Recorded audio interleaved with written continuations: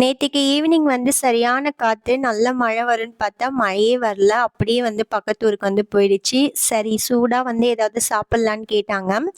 அதுக்கப்புறம் கார்ன் வந்து வேக வச்சு குடுத்தேன். அப்புறம் மணி வந்து 6 ஆயிடுச்சு. அப்படியே வந்து டிஃபனையும் செஞ்சிடலான்ட்டு ரெடி பண்ணிட்டு இருந்தேன்.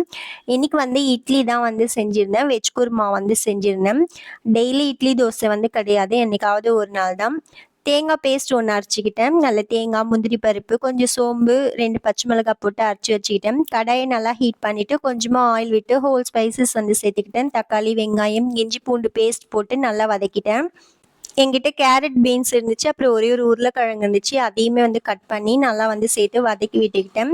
இஞ்சி பூண்டு பேஸ்ட் வந்து மறந்துட்டேன். அதுக்கப்புறம் தான் வந்து சேர்த்தேன். அதுக்கப்புறம் மஞ்சள்தூள், மிளகாத்தூள், தனியாத்தூள் வந்து கலந்துட்டு இதில் வந்து அரைச்சி வச்சிருக்க பேஸ்ட் வந்து சேர்த்துருக்கேன். அதுக்கப்புறம் தேவைக்கு கொஞ்சமாக தண்ணி, உப்பும் வந்து சேர்த்துக்கிட்டேன். இது மூடி போட்டு நல்லா வேக நேரத்துக்குள்ளே இட்லியும் ரெடி பண்ணி வச்சிட்டேன். லாஸ்ட்டாக வந்து கொத்தமல்லி வந்து தூவிட்டேன். Night டின்னரும் ready. நாளைக்கு ஒரு மினி விலாகில் வந்து பார்க்கலாம்.